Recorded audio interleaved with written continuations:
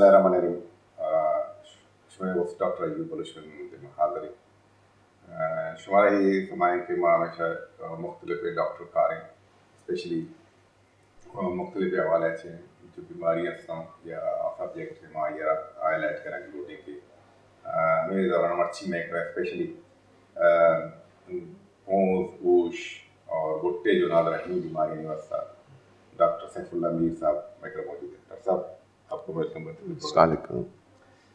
शुमार बशर गुटांगा doctor Saifullah ENT surgeon है और जो एडवांस ट्रीटमेंट मर्चा हर फील्ड ही तो का जो शुमार बशर मुख्तलिफ फील्ड है तो साइंस का तरकीब होता या मुख्तलिफ जदीद टेक्नोलॉजी अतक मेडिकल साइंस तो का डॉक्टर साहब हस्ते स्पेशली लेज़र देखिए बाद में अच्छे ट्रीटमेंट असता जो जदीद टेक्नोलॉजी जो एडवांस ट्रीटमेंट असता डॉक्टर साहब अपडेटेड बाकायदा होती प्रोसीजर्स कर गए डॉक्टर साहब दो जगह साउथ सिटी अभी निंदी और मल्ली रहे ये होती वाले साहब कौन हॉस्पिटल हस्ते आउदा मल्ली शार फैसला सेकम के दिमाग काला बोर्ड तो का मुदन निंदी थी तो डॉक्टर साहब स्पेशली ज़ाहिर है medical science day by day दूसरी चीज़ों में साइंस तरक्की कर रहा है इसी हवाले से मेडिकल साइंस में भी बहुत ज़्यादा तब्दीलियाँ आई हैं चेंजेस आ गए हैं और अपडेट हुए हैं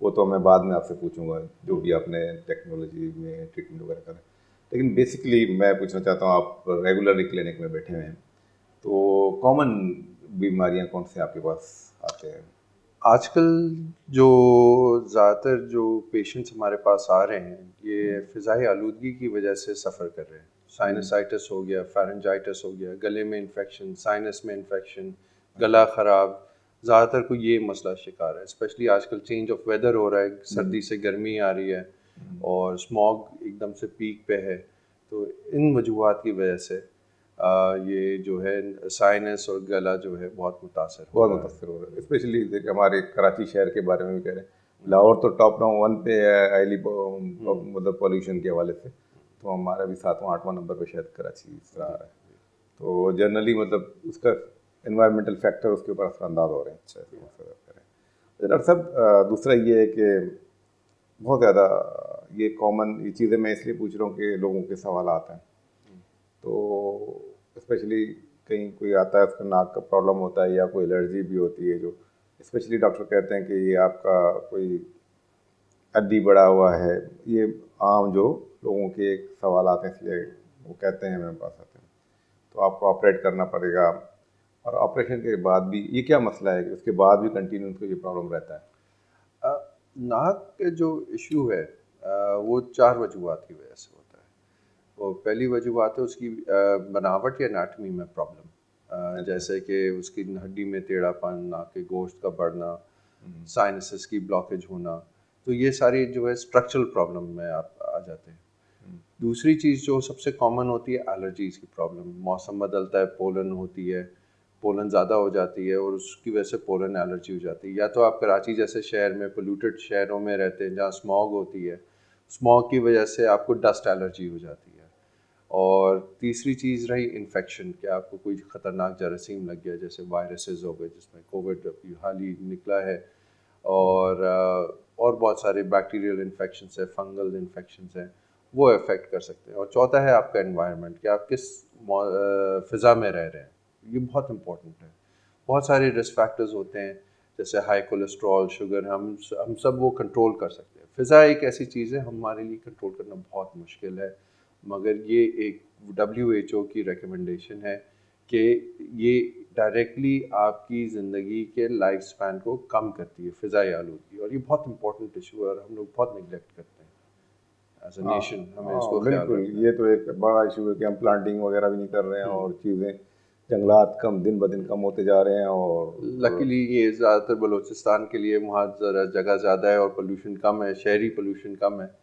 तो वहाँ खुश्क हवा का असर ज़्यादा है लेकिन हम जितना शहर की तरफ तकरीबन एक बली रह रहा था वो भी अभी एग्रीकल्चर उसका ख़त्म हो चुका है और हर जगह प्लांटिंग वगैरह हम लोग नहीं करते हैं वैसे कराची की जैसे ज़मीन है बड़ा रिच है जल्दी प्लांट वगैरह बड़े हो जाता है अगर रोडों के काम ही टाइम पे कंप्लीट हो जाए तो धूल ही शायद थोड़ी कम हो जाए अच्छा डॉक्टर साहब, अच्छा दूसरा ये है कि स्पेशली बहुत ज़्यादा बच्चों में या बड़ों में, ज़्यादातर बच्चों में ये टॉन्सिल वगैरह का इसका मसला क्या है कि रिकरेंस हमेशा रहते हैं, या इसके बारे में ज़रा बता दें क्या है?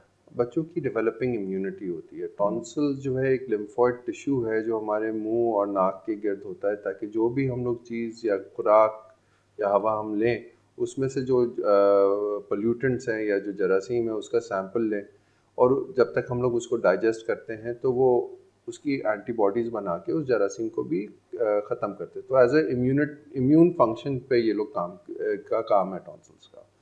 मगर बार बार टॉन्सिल्स का हाइपर एक्टिव होना, इन्फेक्ट होना, बच्चों को 2 हफ्ते जो है बुखार में रहना उनको कमज़ोर कर देता है। और फिर जब ये कुछ ख़तरनाक जरासीम उसमें लग जाते हैं जिसकी जो एंटीबॉडीज़ हैं वो आपकी बॉडी को ही अटैक करना शुरू कर दे, जैसे किडनीज हो गई, एएसओ जिस तरह का टाइटर जिसमें हाई आता है, तो उसमें ये होता है कि आपकी किडनीज वगैरह को प्रिजर्व रखने के लिए टॉन्सिल्स में ये ख़तरनाक जरासीम जब कंफर्म हो जाए तो उसका जो है हमें लेज़र के ज़रिए या आम तरीके से कोल्ड स्टील जिसको कहते हैं सर्जरी रिकमेंडेड है।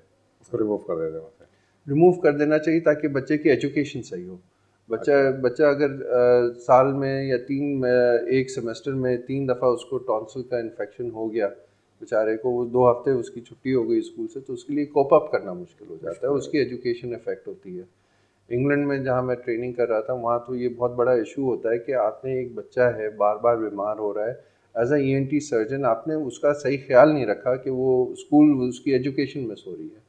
बाहर तो लोगों को तालीमी याफ्ता होना फ़र्ज़ है ताकि उसकी अर्निंग है वो है जो उसकी मैक्सिमम पोटेंशियल है ग्रोथ की वो हो जाए, वो रीच करे बच्चा। और अगर वो सही हम लोग एज ईएनटी सर्जन उसको ना देखें तो that can be a problem. मगर उसकी सही असेसमेंट ज़रूरी है, क्या ये टॉन्सिल्स का इन्फेक्शन वाकई में टॉन्सिल्स की वजह से हुआ है या ये साइनसिस की वजह से या एलर्जी की वजह से बार बार फेरेंजाइटिस हो रहा है। तो इनको ज़रा केयरफुली एलिमिनेट करना चाहिए कि क्या है क्या नहीं है, सही तशखीस करें, टाइम लगाएं पेशेंट्स के साथ और सही दरियाफ्त करें, और इंशाल्लाह उसको उसको एनालिसिस आपकी क्लिनिकल असेसमेंट होती है या कुछ और इन्वेस्टिगेशन वगैरह होते हैं इसमें? कुछ स्पेसिफिक इन्वेस्टिगेशंस होते हैं। अच्छा। जिस तरह जो मेरी प्रैक्टिस है मैं उसमें जो है देखता हूँ कि नाक और साइनसेस कितने अफेक्टेड है। उसमें टॉन्सिल्स के साथ एक टिश्यू होता है नेज़ोफैरिंक्स में जो नाक का पिछला हिस्सा होता है, वो अगर इनलार्ज हो जाए, वो भी तो लिम्फोइड टिश्यू होता है एडेनॉइड, अगर वो इनलार्ज हो जाए तो बच्चे की नाक सही है बट उसका जो नज़ला है वो कभी सही नहीं होता। उसकी रीज़न है वो टॉन्सिल का जो टिश्यू है वो रुकावट बन जाता है नज़ले के बहने में। जब वो रुकावट बन गई है और तो जब नज़ला उस पर गिरता है तो वो और मज़ीद साइज़ में इंक्रीज़ करता है, तो मज़ीद रुकावट पैदा करता है। और जब वो रुकावट पैदा कर चुका था नज़ला सही होने का चांस नहीं लेता, तो एक वो साइकिल है जो प्रोग्रेसिवली बच्चे को वीक करता रहता है। और बच्चा रात को जब सोता है उसको स्लीप एपनिया होता है। स्लीप एपनिया का मतलब है सेजेशन ऑफ ब्रीदिंग ड्यूरिंग स्लीप, आपकी सांस रुक जाती है सांस लेते हुए। तो बच्चा जो है नॉर्मली नाक से ही सांस लेता है, फिर उस सिचुएशन में उसको मुंह खोल के सांस लेनी होती है, या वो खराटे लेता है, बच्चे खराटे लेते हैं। ये जो अलामात है ये बच्चे की जो एक पुराने ज़माने में कहते थे कि हाइट कम रह जाती है, ग्रोथ कम हो जाती है, आईक्यू कम हो जाता है, इस टॉन्सिलर टिश्यू की वजह, लिम्फोइड टिश्यू की वजह से ये ये जो है स्लीप एपनिया जब होता है तो ये ग्रोथ कर्व्स में ये ज़रा पीछे रह जाता है। सर रह जाते हैं। अच्छा इसी तरह आपसे निकले, आपसे जैसे कराटे लेना, हमने देखे बहुत ज़्यादा लोगों को, या तो हमने कभी कभार देखा है कि आप कहीं ट्रैवलिंग में जाते हैं, हमने देखे कि कभी कभी इत्तेफाक से ऐसा होता है कि आप भी मतलब ऐसा कई फैसिलिटीज़ नहीं है आपके पास, एक रूम में आप किसी और के साथ भी शेयर कर रहे हैं वहाँ पे, तो हमने ऐसे भी देखे हैं दोस्त, तो जब वो सोते हैं उसके बाद आप सो नहीं सकते, तेज़ी से आवाज़ें और निकालना जो कराटे लेना, ये क्या कोई उनके क्लाइंट्स वगैरह वहाँ पे, ये क्या वजूहत तो क्या है इसकी? बेसिकली कराटे लेना आपकी अपर एयरवे कोलैप्स करती है, क्योंकि जब आप सोते हैं आपकी बॉडी के मसल्स रिलैक्स होते हैं तो मसल टोन कम हो जाती है। जब मसल टोन कम होती है तो वो अपर एयरवे क्योंकि मस्कुलर है, ट्रेकिया आपकी कार्टिलेजिनस है जो हर वक्त खुली रहती है, तो अपर एयरवे मस्कुलर है तो वो कलेप्स करता है। जब आप फोर्सफुल ब्रीदिंग करते हैं तो ये वाइब्रेट करता है और ये खराटों की आवाज़ पैदा करता है। खराटे औरों के लिए तो प्रॉब्लम है कि लोग मियाँ बीवी भी अलग अलग कमरों में सोते, बाज़ लोग इतने खराटे लेते हैं। उसके अलावा जो आपके लैक ऑफ ऑक्सीजनेशन है उसकी वजह से आपके हार्ट को सोते हुए ज़्यादा पंप करना पड़ता है to provide sufficient oxygen for the brain. अब आप सो रहे हैं और आपका दिल भाग रहा है तो it means that you know आपकी नींद सही नहीं है। जब आपकी नींद सही नहीं है, आपको हार्ट को जब ज़्यादा पंप करना होता है तो वो हाइपरटेंशन की बीमारी भी हो जाती है। आपको डे टाइम नींद आना शुरू हो जाती है, गाड़ी लोग चला रहे होते हैं काम पे जाने के लिए तो उसमें वो सो जाते हैं और एक्सीडेंट होने का खदशा होता है, आईक्यू कम हो जाता है, आपकी जो है जिस तरह जो है और बहुत सारी कमज़ोरियाँ जो हैं वो हो जाती हैं। अच्छा, मतलब ये एक नॉर्मल प्रोसेस है, लेकिन इसमें किसी किसी के जो मसला आप कह रहे हैं इस तरह इसकी केयरफुल एवेल्युएशन बहुत ज़रूरी है। इसमें जो है कि आपका वेट कितना है, ओवर वेट है नहीं है, सबसे मेन कॉज है डेपोजिशन ऑफ फैट। आपका थायराइड इशू ना हो, अगर आप हाइपोथायरॉयडिज्म का शिकार हैं और आपको पता ना हो, सब क्लिनिकल हाइपोथायरॉयडिज्म होती है और उसमें जो है ये स्लीप एपनिया बढ़ता है। ये 2-3 चीज़ें आप एलिमिनेट कर दें कि और इसकी बेसिस पे आप अपना फर्दर प्लान करें कि आप सी पैप के ज़रिए इसको मैनेज कर सकते हैं। सी पैप एक जेट मास्क की तरह होता है जो प्रेशर से हवा देता है ताकि आपका एयरवे ड्यूरिंग स्लीप खुला रहे और विच इज़ वेरी गुड। उसके लिए कुछ एडवांस सर्जरीज हैं, यूविलो पैलेटोफेरिंगोप्लास्टी, लेअप कहते हैं उसको हम लोग जब लेज़र से करते हैं। लेअप से क्या करते हैं हम लोग, जो यूविला होता है, जो कवर जिसको कहते हैं, जो लटकता है और वाइब्रेट करता है, उसको हम लोग ट्रिम डाउन करते हैं ताकि वो एक तो एयरवे आपको आगे आ जाए, ज़रा वाइडन हो जाए, यूविला जो है छोटा हो जाए और साउंड प्रोडक्शन कम हो जाए। मुझे याद है मैं उस टाइम इतना कॉशियस नहीं थे, मैं जर्मनी में एक प्रोफेसर के साथ थोड़ा सा क्लिनिकल अरेंजमेंट दिया हुआ था, वहाँ पे काम कर रहा था, प्लास्टिक सर्जन थे।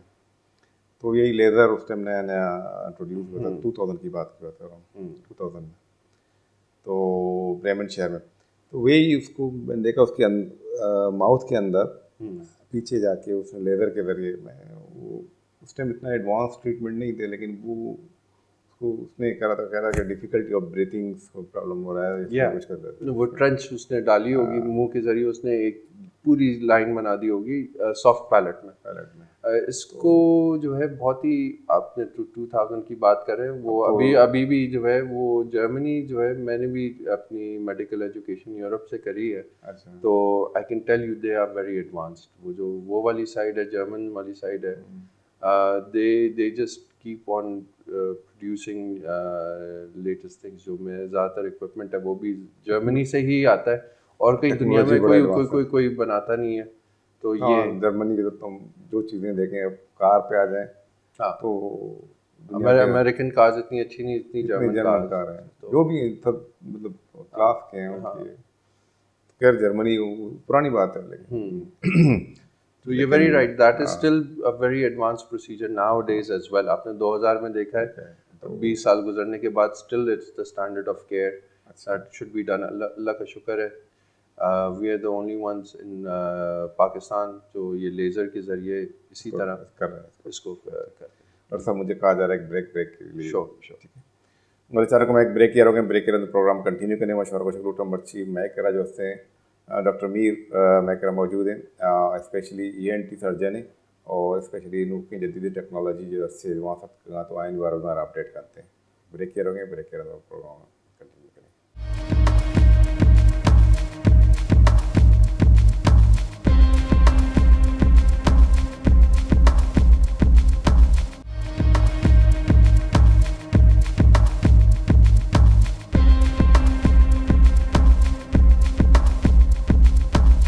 गुलेचारों को मैं ब्रेक किया रहा प्रोग्राम कंटिन्यू करें, स्पेशली मर्ची में जो सब्जेक्ट हंसते हैं ENT है, ENT सर्जन मीर साहब मैकरा मौजूद हैं। डॉक्टर साहब, आपने जब डिस्कस चला था कि मोस्टली यही प्रॉब्लम होता है कि साइनस की प्रॉब्लम है, इसको किस तरह डिफाइन करेंगे? साइनसेस का प्रॉब्लम जो है हर एक को होता है at some point in their life, मतलब कभी ना कभी ज़िंदगी में आपको साइनस का अटैक होगा। बाज़ दफ़ा 7 साल में 1-2 दफ़ा होगा, क्योंकि जब इन्फ्लुएंजा एपिडेमिक होती हैं और बाकी सारी वायरल की एपिडेमिक्स होती हैं तो ये कंडीशन बहुत तेज़ी से फैल जाती है। साइनस की प्रॉब्लम्स को 4 उसमें ब्रॉड कैटेगरीज में आप कैटेगराइज करेंगे कि ये इसकी लेंथ क्या है, अक्यूट है या क्रॉनिक है, एक तवील अरसे के लिए या छोटे अरसे के लिए, और ये क्या नाक की बनावट या उसमें स्ट्रक्चरल प्रॉब्लम है या एलर्जी का प्रॉब्लम है या उसमें कोई इन्फेक्शन हुआ हुआ है, और या तो आपका कोई ऑक्यूपेशन ऐसा है या एनवायरनमेंट ऐसा है। मैं एनवायरनमेंट की बात कर रहा हूँ, आजकल हमारा एनवायरनमेंट बहुत बिगड़ रहा है। बिल्कुल और ये जो है आपके जो मीडिया के उससे और ये टेलीविज़न चैनल के उससे सबको मैं आगाही देना चाह रहा हूँ कि प्लीज़ अपने एनवायरनमेंट का ख्याल रखें। बिल्कुल, हम सबकी जिम्मेदारी है हम कि और ये सब एक बंदे की मेहनत से नहीं हो सकता, ये सब लोग इस पे ख्याल रखेंगे तो ये जाके कहीं मसला सही होगा, बेहतर होगा, इंशाल्लाह होगा। तो साइनसेस की 4 है: एनवायरनमेंट, इन्फेक्शन, एलर्जी या उसके स्ट्रक्चरल प्रॉब्लम्स। स्ट्रक्चरल प्रॉब्लम्स में नाक की हड्डी का टेढ़ापन या नाक के गोश्त का बढ़ना या साइनसेस की ऑब्स्ट्रक्शन, ये सारी चीज़ें एक ही मैं ब्रॉड स्ट्रक्चर में कहता हूँ ये नाक की प्रॉब्लम है, कि उसमें नाक की हड्डी भी है, उसमें नाक का गोश्त भी है, नाक के साइनसेस हैं, उसका फंक्शन जब सही होगा तो आपके साइनसेस सही होंगे। और ये इन चीज़ों का सही होना बहुत ज़रूरी है, क्योंकि 50% ऑफ द पेशेंट्स जिनके ये आप नाक और साइनसेस को सही से एवेल्यूएट और ट्रीट ना करें, उनको बाद में अस्थमा होने का ख़दशा होता है। क्यों होता है? एक हम लोग यहाँ कंफर्टेबल आपके सेट पे बैठे हुए हैं, अच्छा एसी चल रहा है तो हम लोग बहुत आराम से बैठे हुए हैं। जिस टाइम ये एसी बंद होगा, हम यहाँ जो है हीट अप होना शुरू हो जाएगा। उसी तरह जो है जब नाक हमारी सही नहीं चलेगी तो लंग्स में ड्राई एयर जाएगी। जब लंग्स में ड्राई एयर जाएगी तो वो सिक्रीशंस वहाँ जमना शुरू हो जाएंगी और इन्फ्लेमेशन शुरू हो जाएगी, और उसकी वजह से आपको अस्थमा के चांसेस है। तो ब्रीदिंग जो है सही होना बच्चों में, बड़ों में बहुत ज़रूरी है। और बड़ों में जिन लोगों को एलर्जीज़ बहुत ज़्यादा होती हैं उनमें पॉलिप्स बन जाते हैं। पॉलिप्स क्या होते हैं? नाक की जल में पानी का जमा होना, और जब हम सांस लेते तो वो खिंचता है, और जब वो एक पॉइंट पे वापस नहीं आ सकता अपनी जगह पे, वो लटकना शुरू हो जाता है और वो पॉलिप की शक्ल अख्तियार कर लेता है। ये दोनों साइड पे होता है। इसमें आँखों में सूजन, सर में दर्द, बहुत सारे लोग जिनको जो है कहते हैं हमें माइग्रेन है, पता लगा उनको साइनस हेडेक्स हो रहे हैं। तो बहुत सारी कन्फ्यूजन है इस मामले में, जिसको बेहतर आगाही लोगों को मेरी कोशिश है पहुँचा सकूँ। तो आपने ज़रा अपने उसमें देखा होगा प्रैक्टिस में, तो इनके ट्रीटमेंट करने के बाद वो बेहतर हुए हैं, उनकी क्वालिटी ऑफ लाइफ बेहतर हुई है या नहीं?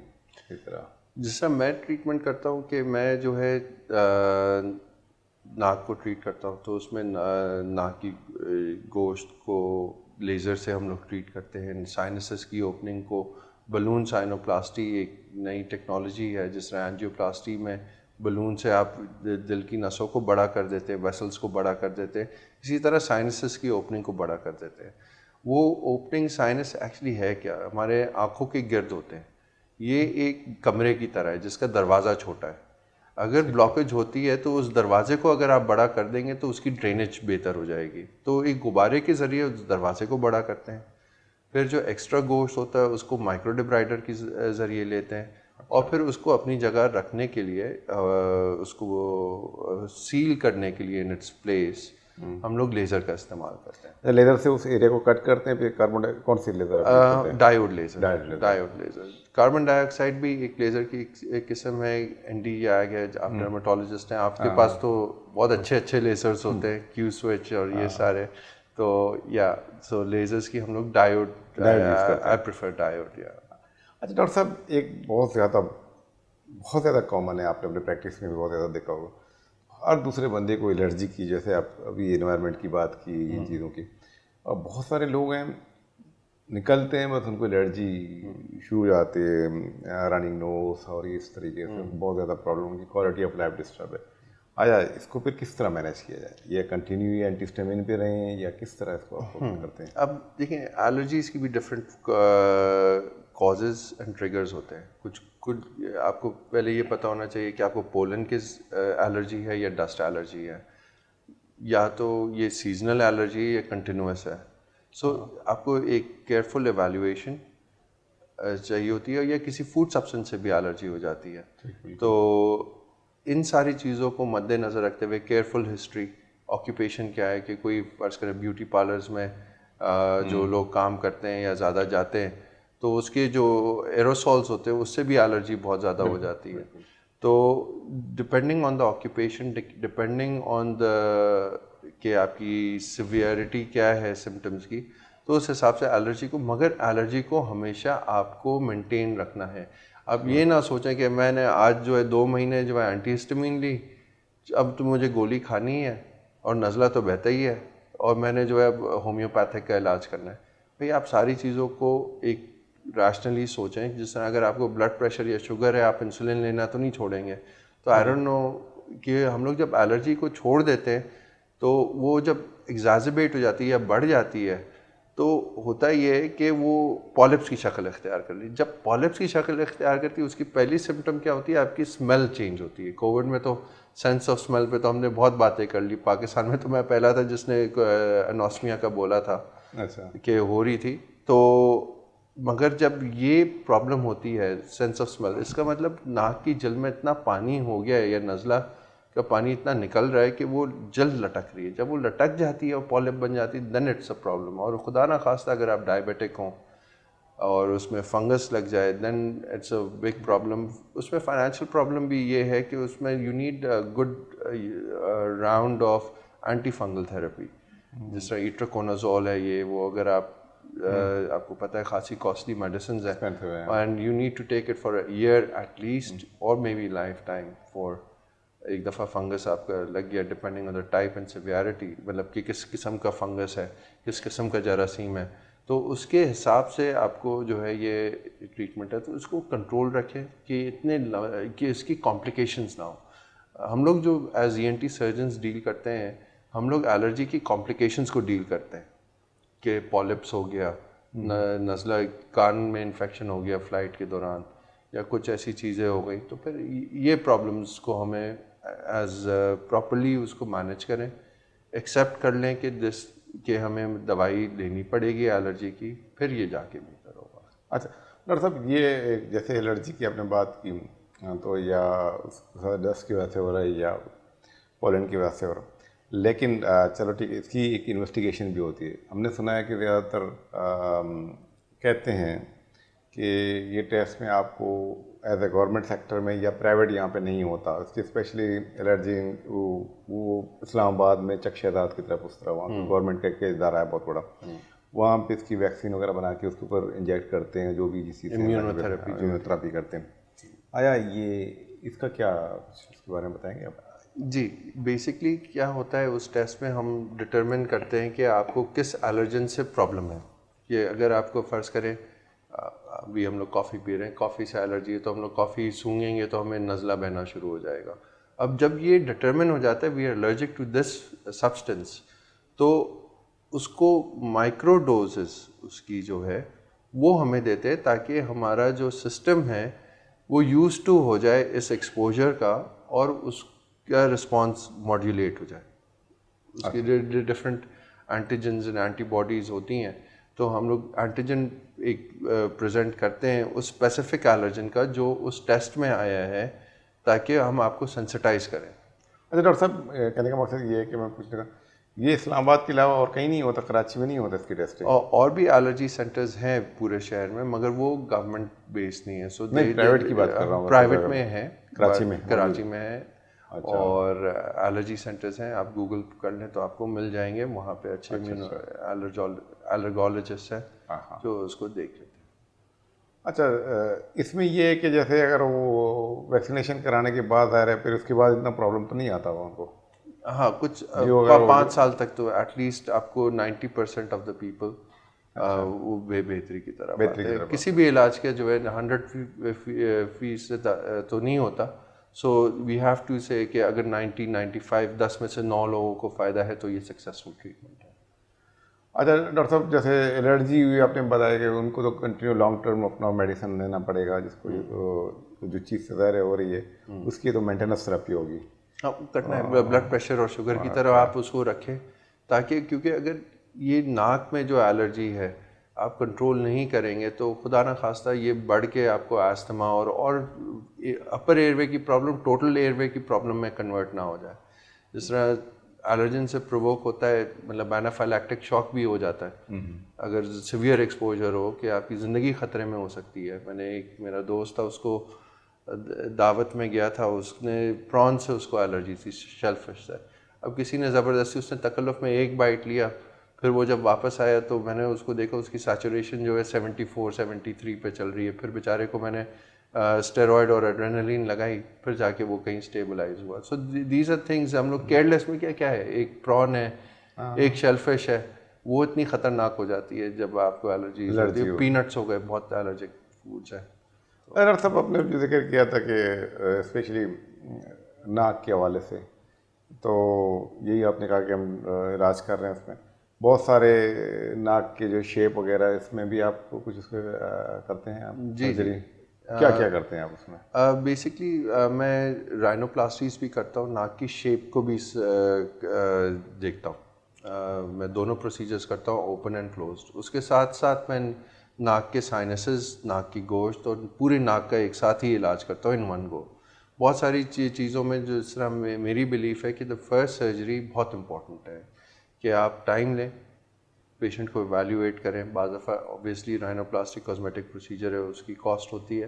मैं मरीज़ को कहता हूँ भाई वेट कर लो, जब कराओ तो पूरा काम कराओ, और ताकि शेप सही हो। और जो जिन लोगों को मैं चाहता हूँ कि राइनोप्लास्टीज में जिनकी करूँ, वो हैं जिस तरह यंग लोग हैं या कोई क्योंकि उनके पास पूरी ज़िंदगी है, हमने तो अपनी ज़िंदगी गुजार ली है तो आजकल इंस्टाग्राम और ये सारी चीज़ों में हमारे यूथ जो लगी हुई है, तो I would say like why not, it's if it's done nice and safely it should be done. अच्छा डॉक्टर साहब, ये पूछना चाहता कि कितना एक्सपेंसिव है और ये कितने घंटे का प्रोसीजर? जैसे कोई अपना नाक शेप करना, चेंज करना चाहते हैं, कुछ थोड़ा सा बेहतर करना चाहते हैं, तकरीबन इट इज़ क्वाइट कॉस्टली। तकरीबन ये जो है अगर ये शेप का आप हवाले से करें तो इसमें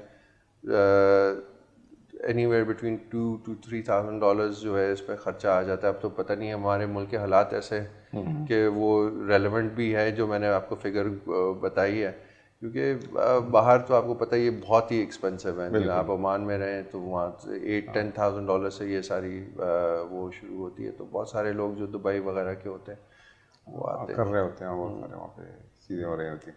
अच्छा डॉक्टर साहब, ये करने के बाद फिर ये नाक अपनी अपनी पूरी प्रॉपर कंडीशन में, वो सांस लेने में और चीज़ में तकलीफ नहीं होती? That's why I have an expertise in this very,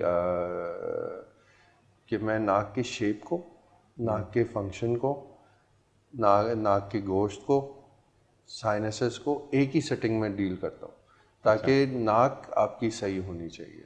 for me it matters कि आपकी ब्रीदिंग सही हो, आपका अस्थमा का रिस्क फैक्टर जो है वो इम्प्रूव कर जाए। अच्छा, मतलब उसमें उसकी quality of life both functional and aesthetic improve होनी चाहिए। क्योंकि एक दफ़ा सर्जरी हो गई और आपने नाक की हड्डी को सीधा कर दिया, बाद में जो दूसरा बंदा जो सर्जरी करेगा उसको रिब निकालनी पड़ेगी या कुछ करनी पड़ेगी, तो उस लंबे प्रोसेस से आप बच जाते हैं। अच्छा, इसमें आप लोगों को ज़्यादातर जोर किस पे, इसमें लेज़र वगैरह इस्तेमाल करते हैं या नहीं, सिर्फ उसमें अपने एंड्स का इस्तेमाल होता है? इसमें जो है, जो नई चीज़ें आई हैं हमारे पास, माइक्रो डिब्राइडर सॉज आए, जो ऑस्टियोटमीज होती हैं, जो बोनी उसको जो चिप ऑफ करना होता है, जिसमें स्वेलिंग होती है थोड़ी बहुत।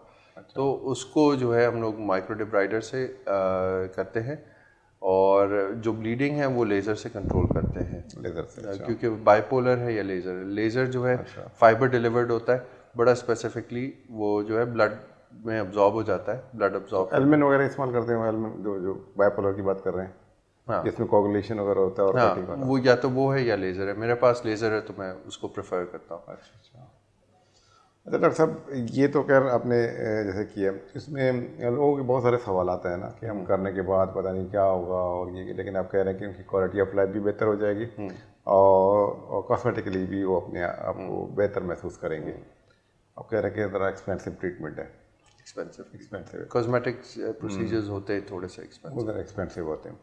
तो डॉक्टर साहब, अभी हमने जिक्र किया था कि स्पेशली आप ये भी डील करते होंगे, जैसे आजकल बहुत ज़्यादा कॉमन है, उसके बाद मैं क्वेश्चन पे वापस बाद में जाऊंगा उसमें, लेकिन आजकल हमारे यहाँ स्पेशली जितना भी साइली बेल्ट है इसमें ज़्यादा कॉन्सेप्ट है, आई डोंट नो व्हाई, मतलब लेकिन या वो साहिल की वजह से या एनवायरनमेंट की वजह से लोग ज़्यादातर गुटखा पान और उस पर ज़्यादातर फोकस करते हैं, खाते हैं। उनका एक समझ लो कि एंटरटेनमेंट यही है।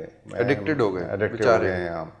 और मैंने कैंप किए हैं इस तरफ, अभी जैसे सैलाब आए थे तो उसमें इस तरफ मैं गया, केटी बंदर की तरफ, इस तरफ ये पूरा एरिया, ये बेल्ट में, यहाँ कराची से लेकर कराची में भी आप देखेंगे लोगों के जहन ज़्यादातर ये गुटखा बहुत ज़्यादा, इसमें बहुत ज़्यादा आजकल कैंसर वगैरह की बहुत ज़्यादा नहीं, तकरीबन आपकी यंग लोग, अब पहले जो था कि कैंसर कभी ना कभी देखिए, अब तो ये गुटखा और ये पता नहीं नई नई चीज़ें के नाम से निकालते हैं। गुटखा तो बहुत पुराना हो गया, ओल्ड फैशन चीज़ है, अब तो मावा है। मावा मैं बाहर से आया, मुझे तो समझ में नहीं आ रहा था क्या है, पता लगा ये कोकोनट में या चूने में तंबाकू को मिक्स करते हैं, तो वो स्टेनिंग भी नहीं करता आपके दांतों पे।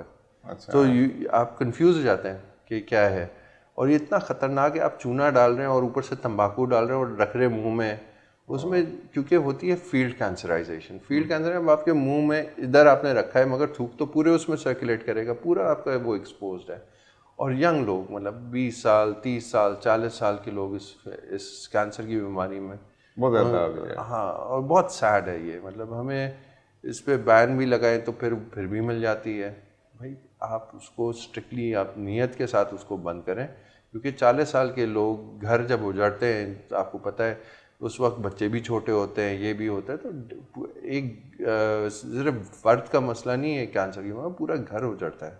बिल्कुल, इसके बहुत ज़्यादा इकोनॉमिकली मतलब उनकी क्वालिटी ऑफ लाइफ भी ख़त्म हो जाती है, और अगर बच गए तो क्वालिटी ऑफ लाइफ आपकी इफेक्ट होती है, क्योंकि वरना तो बोलना और ये और वो, और फिर बाकी जो है रेडिएशन का लगना जो है, this is difficult and it should तकलीफ and we should take serious steps. मतलब इस तरह सिर्फ कॉन्स्टिट्यूशनली उसको बैन करने से नहीं होगा, उसको इम्प्लीमेंट भी हमने करना है कि भाई ये मिले ना।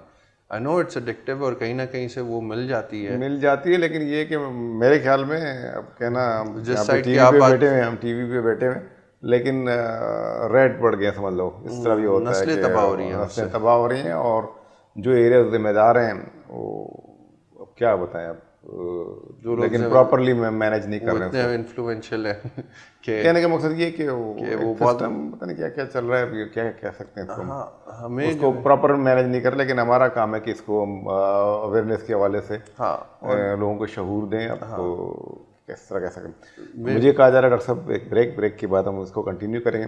बोले चारों का डॉक्टर साहब एक बात चीज़ें हाईलाइट को कि स्पेशली कि हमें मावा गुटखा पान ये तकरीबन स्पेशली केटी बंदरा से बगैर बदीना से बगैर दा के ग्वादर और जीवनी पसनी तक ये एरिया ज़्यादा दिखे एरिया तो कभी हंसते बोले ये एरिया तो बहुत ज़्यादा कॉमन है। मर्दम वर्ग हैं चेरंद कसाने डॉक्टर साहब बताओ किसी में प्रैक्टिस तो क्लिनिक तो काया तो वो कैंसर घुमाऊर इधर के कसाने यंग 20 साल 22 साल है 25 साल है नौजवान या शेना ईशवार के माँ तो कर अच्छी जगह शुद्ध वहाँ कैंप होता और कसाने गंडू माँ थे वो मात भी वर्ग हैं और हमें कसाने गंडू चौके गोनते आ भी गुटका वर्ग मैं शहर मना तो रखने चाहिए मतलब ची कुछ करना के अरे मात वर्ग हैं पेत वारते हैं चौक कसाने गंडू गिनती थे आ भी वारते हैं दत्तान खराब दब और बहुत ज़्यादा दत्तान तो होती जा गया बहुत ज़्यादा कैंसर इसी डायरेक्ट कसानिया चमक वारते और आस्ते आस्ते आई अच्छी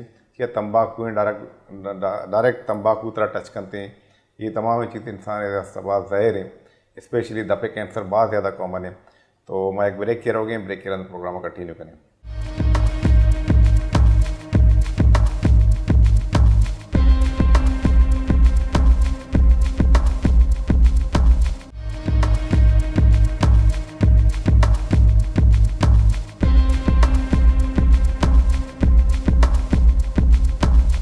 पढ़ना चाहूँ का मैं एक ब्रेक के स्थिति ब्रेक के प्रोग्राम कंटिन्यू करें मर्ची स्पेशली शुमार को रोटी के मैं प्रोग्राम है जो सब्जेक्ट असते हैं INT कोश और पोंस गुट्टे अच्छे नादराई असता बीमारी असता आयनी बार में स्पेशली डॉक्टर मईर साहब स्पेशली इसी एक्सपर्टीज़ें के या कम के लोडेड है या यूरोपा भी ट्रेनिंग वगैरह होती कुछ होती वंत की भी अमूदा तो आई करा जदीदीन टेक्नोलॉजी जो अर्स इस्तेमाल बैगे आई बार हम डॉक्टर साहब से अपडेट करें।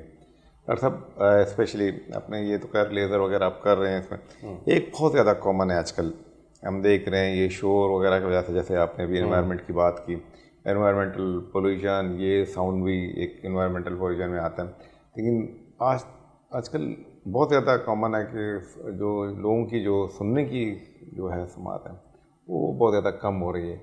इसकी वजूहत क्या हैं और क्या ये बीमारी की शक्ल इख्तियार हो रही है, क्या मसला है?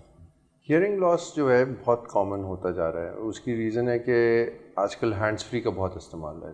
एवर सिंस ये लॉकडाउन हुआ है पीपल आर वर्किंग। अभी एक पेशेंट मुझे मिला, वो एक दावत में गया था, शादी की दावत में। वहाँ स्पीकर इतना ऊंचा था कि बेचारे को हियरिंग लॉस हो गया, नर्व डेफनेस हो गई।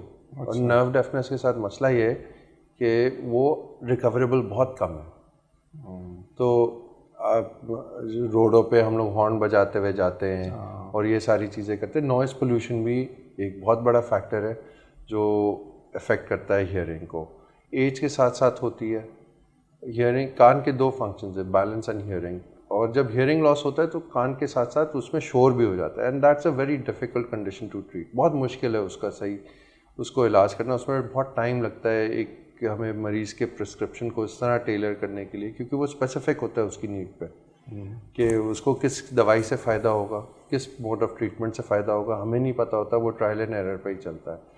उसके लिए हियरिंग के लिए एक तो हमें प्रिकॉशंस लेनी है कि हम लोग अपने सेफ्टी लेवल्स को चेक करें कि अगर ज़्यादा नॉइज़ी इन्वायरमेंट है, फ़र्ज़ करें कि आप एक मशीन के पास काम कर रहे हैं, आप ईयर प्लग्स पहनें। दो किस्म के ईयर प्लग्स होते हैं, एक ओवर द ईयर होते हैं जो इफ़ेक्टिव होते हैं, ज़्यादा 50-60 डेसिबल्स आवाज़ को कम कर देते हैं, आधी आवाज़ कम कर देते हैं।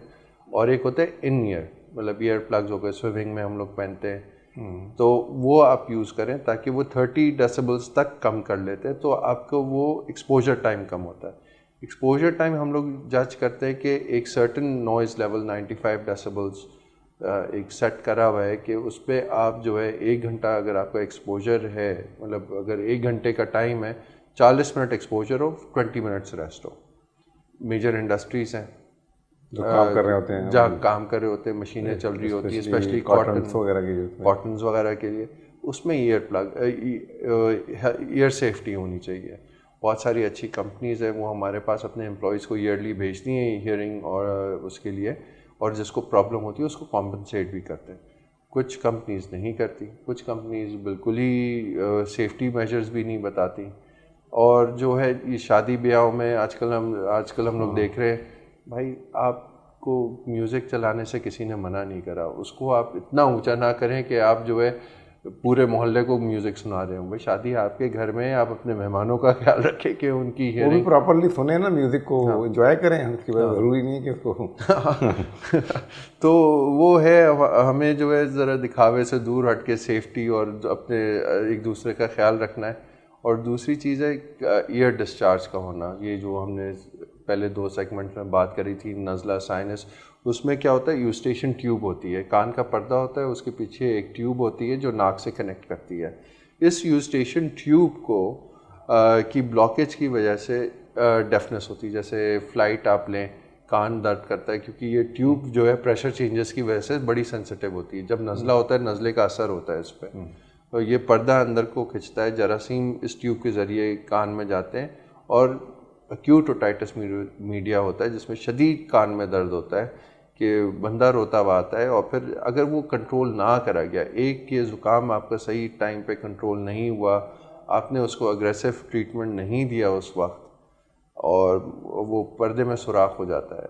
सुराख होने के बाद भी आपके पास टाइम होता है 1 महीने का कि आप उसको कल्चर लें, फिर दवाई दें। ये हम लोग जो ड्रॉप्स पहले शुरू करते हैं, फिर टेस्ट कराना शुरू करें। नहीं, अब मैं इस बात पे बहुत स्ट्रिक्ट हूँ कि जो भी कान बहता हुआ आएगा या डिस्चार्ज होगा, मैं उसका पहले पता लगाऊँ क्या जरासीम है, किन दवाइयों से सही करना है। पहली दफ़ा में शायद सही ना हो मुझसे, दूसरी दफ़ा में 99% जो इल्म है उसके साथ मैं चलूँगा और वो सही करके छोड़ूंगा, ताकि उसको हीलिंग टाइम मिल जाए। अगर मसला हीलिंग से हो जाता है, बहुत दफ़ा ऐसा हुआ है कि मैंने मरीज़ों का इलाज करा, सर्जरी का टाइम दिया, अभी ज़रा ये इन्फेक्शन कम होगा, 2 हफ्ते बाद आना, 2 हफ्ते बाद मरीज़ आता है और मुझे बड़ी खुशी होती है, वो कहता है डॉक्टर साहब मैं तो सर्जरी नहीं करा रहा, मेरा तो कान सही हो गया। तो आई एम लाइक, उस दिन मुझे बड़ी खुशी होती है जब वो मरीज़ ये कहता है, क्योंकि वो 5 घंटे की सर्जरी है कान की। तो उस हवाले से ये जो हियरिंग लॉस है, एक तो सेंसरी न्यूरल हो गया नॉइस पोल्यूशन की वजह से, सेकेंडरी ये नाक और साइनसेस की वजह से, यूस्टेशन ट्यूब की वजह से ये प्रॉब्लम होती है। और जो इसमें जो लेटेस्ट चीज़ जो जर्मन ने निकाली है, तो हम लोग आज दोनों ही जर्मनी का एक्सपोजर है, तो उसमें है यूस्टेशन ट्यूब डायलिटेशन के बजाय हम लोग टेम्पेनोस्टमी करते हैं कि मवाद को कान में चीरा लगा के मवाद को सक करते हैं, इसमें हम नाक के थ्रू जाते हैं, उसी ट्यूब को बलून से खोलते हैं। अच्छा। और वो हम लोग करते हैं। अल्लाह का शुक्र है लास्ट ईयर मैंने अभी बहुत recently end of last year इसकी पहली सर्जरी पाकिस्तान में करी थी, तो that's why very excited about telling you this. अच्छा। कि यूस्टेशन ट्यूब जो है डायलिटेशन भी हमने पाकिस्तान में अब इंट्रोड्यूस कर दी है। अच्छा, नहीं उसमें वो डाल के उसके बाद तो वो गुब्बारा फुलाते, तो होता ये कि वो ट्यूब को गुब्बारा डायलेट करता है, क्योंकि वो ट्यूब स्ट्रेच होती है। अच्छा। तो उसमें कोलेजन प्रोडक्शन बढ़ जाती है। ठीक है। Dermatologist the whole game revolves around के हम लोग जो भी प्रोसीजर करें, कोलेजन जब बनना शुरू हो जाता है उसकी गिर, तो वो उसका फंक्शन बेहतर हो जाता है। हाँ, तो अच्छा, अगर किसी का अगर नर्व डैमेज है तो वो नहीं हो सकता, लेकिन इसकी वजह से और या नहीं? नर्व डैमेज अनफॉर्चुनेटली बहुत ही मुश्किल है उसका रिवर्ट होना। अच्छा। कुछ केसेस में होता भी है, बट मैंने बहुत कम देखा है कि इसमें किस तरह आप लोग एनालिसिस करते हैं कि इसका नर्व डैमेज है या उस वजह से? इसमें हम लोग एक स्पेसिफिक टेस्ट करते हैं और इसको कहते हैं ऑडियोग्राम। इसमें दो किस्म के ऑडियोग्राम्स होते हैं, प्योर टोन एंड स्पीच।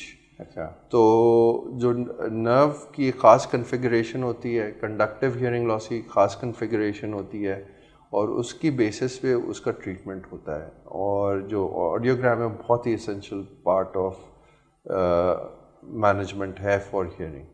अच्छा, नहीं इसमें अगर ये जैसे अब बहुत सारे वो एयरिंग हेड वगैरह लगाते हैं, तो उसमें बैलेंस नहीं होता, ज़्यादातर कंप्लेन आ रहा होता है, क्योंकि हमने अपने दोस्तों वगैरह के देखे हैं या घर फैमिली में देखे हैं। नर्व डेफनेस में तो ये एक इशू है। उसमें इशू ये है कि आपका जो है बैकग्राउंड, आपकी जो CPU है, जो कॉक्लिया जिसको कहते हैं, जो इलेक्ट्रिकल जो मैकेनिकल एनर्जी है साउंड वेव्स को इलेक्ट्रिकल सिग्नल में कन्वर्ट करता है, उसमें प्रॉब्लम है। जो बैकग्राउंड उसका जो अनवांटेड फायरिंग है वो नॉइज़ प्रोड्यूस करती है। जब आप हियरिंग एड लगाते हैं तो बाज़ दफ़ा क्या होता है कि वो नॉइज़ भी बढ़ जाती है, so it becomes uncomfortable. So clear वो trial of a hearing aid, don't go for a hearing aid first get a trial. जो भी आप चीज़ खरीदें पहले आप ट्रायल करें कि हाँ, बहुत अच्छे लोग, अच्छे जो होते हैं ऑडियोलॉजिस्ट, वो आपको ट्रायल देते हैं। Once you satisfied with the product then take them, otherwise जो है सही एक्सपेंसिव है और लोग बेचारे ज़्यादातर हाँ बरामद नहीं होता उनके लिए।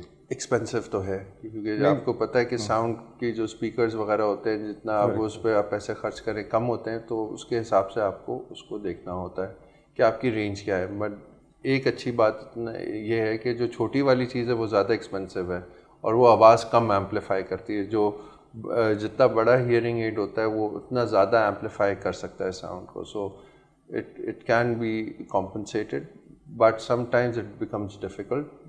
जब नर्व वीकनेस होती है तो ये ज़रा मुश्किल हो जाता है इसको सही करने के लिए, क्योंकि वो बैकग्राउंड जो आपकी नॉइज़ है वो भी बढ़ जाती है। अच्छा, इसमें ये अगर ना पहने तो ज़्यादा बढ़ जाता है, उसमें क्या जो लोग बहुत सारे इस्तेमाल करते हैं, कहते हैं कि आप इस्तेमाल करें, अगर नहीं करेंगे तो और इंक्रीज हो जाएगी, ऐसा कोई कहानी नहीं, ऐसी कोई कहानी नहीं है। एज लॉन्ग एज उसको प्रॉपर्ली प्रोग्राम करा गया है तो एटलीस्ट आपकी जो है कम्युनिकेशन वो हो जाती है। जो ज़रूरी चीज़ है इसका करने के लिए, जब आप कम्युनिकेट प्रॉपर्ली नहीं कर सकते दुनिया से, तो बहुत सारे एल्डरली लोग डिप्रेशन और जहनी बीमारियों में चले जाते हैं, क्योंकि वो ना तो वो कोई किसी की बात सुन सकते हैं, ना वो अपनी बात किसी से कर सकते। तो एक ह्यूमन बीइंग के लिए कम्युनिकेट करना बहुत इम्पोर्टेंट है। तो ये जो है बहुत ज़रूरी है कि एल्डरली एज में इसको सही असेस करा जाए, सही ट्रीट करा जाए, ताकि लोग कम्युनिकेट करें। प्रॉपर कम्युनिकेट करें। अच्छा, इसमें हमने देखा है कि इसलिए मैं कह रहा हूँ कि मेरे दोस्त और फैमिली में भी मेरे आए इशूज़ ना इसमें, तो हमने कोशिश की, देखा है कि एक तो बाहर से उसमें लगाते हैं, हाँ, behind the ear। Behind the year, ज़रा कॉस्मेटिकली थोड़ा सा प्रॉब्लम करता है, लेकिन ये है कि बैलेंस सेटिस्फाई नहीं हुए ज़्यादातर लोग इसमें। ये बेसिकली आप लोग करते हैं, ये कोई सेपरेट ये करते हैं इसमें? मैं तो अपनी जो भी सर्जिकल इंटरवेंशंस और मेडिकल इंटरवेंशंस में ही फोकस रहता हूँ। जिस तरह जो है ये भी एक ऑक्सिलरी ब्रांच है, मतलब कि हमारी मेन मेडिकल ब्रांच से हट के एक पूरी एक अलग फील्ड है जिसके लिए ट्रेंड प्रोफेशनल्स होते हैं, ऑडियोलॉजिस्ट होते हैं, वो करें तो बेहतर है। जिस तरह कॉक्लियर इम्प्लांट्स भी हैं, हमें ऑडियोलॉजिस्ट की ज़रूरत होती है। वो सबसे महंगा हियरिंग एड होता है, तकरीबन अब वो 6-7 मिलियन का हो गया होगा। अच्छा, डॉलर के इंक्रीज़ की वजह से कि वो बिल्कुल ही जो नहीं सुनते उनको भी हम सुनाई देने की सलाहियत देने के काबिल हैं आप, बट उसमें ऑडियोलॉजिस्ट का होना और स्पीच थेरेपिस्ट का होना बहुत ज़रूरी है इसमें। हाँ, अच्छा, वो तो बाय बर्थ होते हैं उनको, जिनको प्रॉब्लम होती है जिसमें देखें, कॉक्लियर इम्प्लांट जो है बाय बर्थ भी डेफनेस होती हैं और आफ्टर बर्थ भी होते हैं। किसी को मेनिंजाइटिस हो गया, नर्व डैमेज हो गया, जो रेजिडुअल फंक्शन है उसी में आपने इम्प्लांट करके एक स्ट्रॉन्ग सिग्नल दिया ताकि वो नर्व एक्टिवेट हो जाए। अच्छा, अच्छा, हो जाता है उससे, बेहतर हो जाता है। जो बंदा नहीं वो सुन सकता वो सुनने लगता है और बोल सकता है। अच्छा, इसमें सक्सेस रेट कितना है कॉक्लियर इम्प्लांट में? As with every surgical procedure I think 95%। 95%। हाँ, 5% डिवाइस फेलियर हो गया, अच्छा, कोई इन्फेक्शन हो गया या प्रोस्थेसिस आपकी काम नहीं करी, so you have to change the device, या इलेक्ट्रोड की पोजीशनिंग सही है तो सेकंड स्टेज में वो सही हो जाता है। 99% तक। ये डिवाइस आप लोग कहाँ से मंगाते हैं? ज़्यादा यूरोप के यूज़ करते हैं? हाँ, ये डिवाइस जो है 3-4 कंपनीज हैं। एक ऑस्ट्रेलियन कंपनी है, एक चाइनीज़ कंपनी है, अच्छा, और एक यूरोपियन है और एक अमेरिकन है। 4 मेजर वो है। यूरोपियन अमेरिकन तो बहुत एक्सपेंसिव होंगे ऑस्ट्रेलियन। बहुत एक्सपेंसिव है। चाइनीज़ फिर भी बेहतर है। आई थिंक वो CMH पिंडी में उसका वो लोग यूज़ कर रहे हैं, they have good results. Neurotron I think company है। अच्छा, हाँ, तो कहने का मकसद ये कि ये भी जो एयरिंग एड की इम्बैलेंस वगैरह है, लेकिन वो बेहतर कर सकते हैं हम। उनकी बहुत सारे ना कम्युनिकेशन गैप होता है, तो वो भी बेहतर हो सकते हैं उसमें, डेफिनेटली। अच्छा, इसमें कान का बहना एक चीज़, उसमें हम वापस आए तो क्या कान की ये ज़्यादातर प्रॉब्लम होती है, ये क्या इसकी रीज़न क्या है, किस वजह से होते हैं ज़्यादातर? अब बेसिकली मैंने कहा था ना, एक ही इवेंट होता है नज़ले का, जो कंट्रोल राइनोसाइनसाइटिस का जो सही कंट्रोल ना करा जाए और ओटाइटिस मीडिया और कान का पर्दा में डैमेज हो जाए और उसको प्रॉपर्ली इन्फेक्शन को कंट्रोल ना करा जाए तो वो क्रॉनिक डिस्चार्ज की तरफ चला जाता है। जब वो क्रॉनिकली डिस्चार्जिंग ईयर हो जाता है then you need to do mastoidectomy. ये मास्टोइड बोन में ये हार्बर हो जाता है, कान का ही हिस्सा है ये बोन, कान के पीछे वाली हड्डी, और फिर कान के पर्दे को सही करना चाहिए। और होता ये है कि जिन लोगों में नेज़ल प्रॉब्लम्स होती है, एक और चीज़ होती है कि कान का पर्दा अंदर खिंच जाता है। एक ऐसा पॉइंट आता है वो मिडल ईयर में चला जाता है कान का पर्दा। जब वो मिडल ईयर में जाता है फिर वो एक ट्यूमर की शक्ल इख्तियार करता है, लोकली प्रोग्रेसिव ट्यूमर, मतलब एक रसूली बन जाता है जो हड्डी को गलाती है। तो बदबूदार पीप होता है, आप मुआयना करते हैं तो आपको एक कान का पर्दा नज़र आएगा डल सा, ऊपर एक वैक्स का पीस नज़र आएगा, और पीछे जो है वो एक वो रसूली उगरी होती है जो ब्रेन की तरफ या कहीं भी जा रही होती है, उसकी वजह से बहुत प्रॉब्लम होती है। अच्छा, मैंने 60-70 ईयर ओल्ड पेशेंट्स भी अभी रिसेंटली ऑपरेट करें इस प्रॉब्लम के साथ, जो सही डायग्नोज नहीं हुए। जब उनको जो है फालिज हुआ, स्ट्रोक हुआ और इंट्राक्रेनियल एब्सेस हुई, तो फिर ये बात आगाही में आई कि यार ये तो डिस्चार्जिंग ईयर की वजह से ये तो दिमाग में चला गया, जान खतरे में हो गई, लकवा हो गया, फालिज हो गई। तो इन सारी चीज़ों को टाइमली देखना चाहिए। कान जो है बहुत इम्पोर्टेंट है और इससे जो है माजूरी बहुत ज़्यादा बढ़ जाती है। अच्छा डॉक्टर साहब, अच्छा मुझे हमें अभी कहा जा रहा है कि अब फिर से ब्रेक नहीं है, प्रोग्राम का वक्त ख़त्म होना हो गया तकरीबन और पता नहीं चला मैम, लेकिन इंशाल्लाह एक नेक्स्ट प्रोग्राम में आपको जो नए अपडेट्स हैं उसमें आप बुलाएंगे। आपकी बहुत बहुत मेहरबानी हमारे प्रोग्राम में।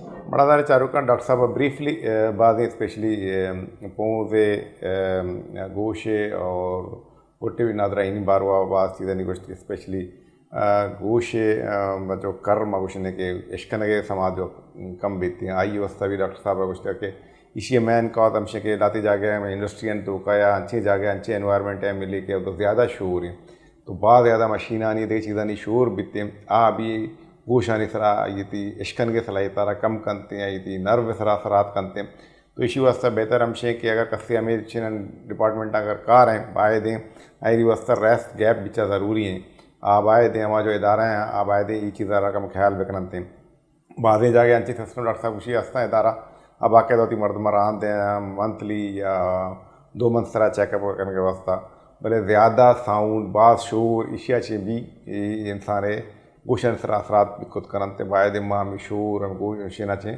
और तरह बेचाने और बहुत ज़्यादा एक्सेस हमें प्रॉब्लम क्रिएट दिगरानी वास्ता भी मकने मावती प्रोग्राम नहीं अल्लाह सी रहे दिगे रंदे दिगे प्रोग्राम दिमाग में आखिर में अल्लाह में यार